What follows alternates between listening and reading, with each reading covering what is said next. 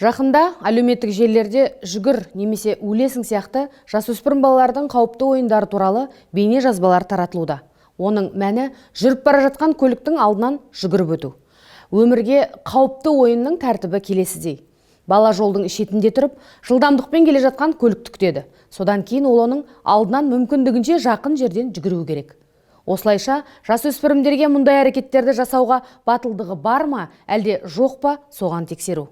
Алайда бүгінгі күні біздің елімізде мұндай деректер тіркелмеген. Сонымен қатар, ағымдағы жылдың 9 айында елімізде кәмелетке толмағандардың қатысуымен 2,5 мыңнан астам жол-көлік оқиғалары орын алған. Онда 200-ден астам бала қаза тауып, 3 мыңға жуық бала жарақат алған. Бұл ретте балалар жолаушы немесе жаяу жүргінші болған. Өз кезегінде Ішкі істер министрлігі жол жүрісіне қатысушы біздің кішкентай балаларымызды осындай абайсыз әрекеттерден қорғауға және барлығын жол жүрісі қағидаларын сақтауға шақырады. 12-16 жасында бала өмірдің шексіз емес екенін әлі түсінбейді және олар өлімнің не екенін білмейді. Сонымен бірге баланың ата-анадан бөліну процесі жүріп жатырған уақыт. Демек олар баланың алдында беделді мәртебесін жоғалтады. Бірақ сонымен қатар балада қандайда бір үлгі тұту қажеттілігі сақталады. Егер осындай ойындары бар виртуалды досы пайда болатын болса, онда қиындық туғызады. Ата-аналардың қолынан келетін ең маңызды нәрсе баламен достық қарым-қатынасты жоғалтпау және оларды компьютерлік ойындардан алыстату. Бастысы тыйым салмау. Бұл жасөспірімдерді ашуландыру мүмкін.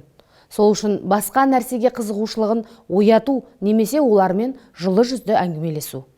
Сіздің өміріңіздегі оның маңыздылығын түсіндіру. Кез келген ойын көбіне даудамайдың нәтижесінде туындайды.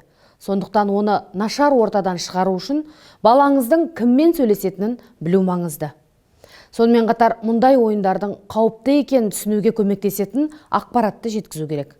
Автокөліктің соқтығысуы нәтижесінде өмір бойы мүгедек болып қалуға немесе тіпті қаза болып кетуін түсіндіргеніңіз абзал. Ең бастысы, ата-аналар баласына өмірдегі мақсатын табуға мүмкіндік беру керек. Сондықтан егер олар қандай да бір қосымшаларға барғысы келсе, онда тек қолдау көрсеткеніңіз абзал деп санаймыз. Ал жүргізушілерді өздерін және айналасындағыларды апаттан аман алып қалу үшін жолда өте мұқият болуға шақырамыз. Жол жүрісі қағидаларын сақтау қажет. Балалар оқитын және көп шоғырланатын орындардың жанында жылдамдықты төмендетіп жүріңіз. Жол жиегіндегі адамдарға назар аудару маңызды екенін есте сақтаңыз. Адам өмірінен маңызды ештеңе жоқ.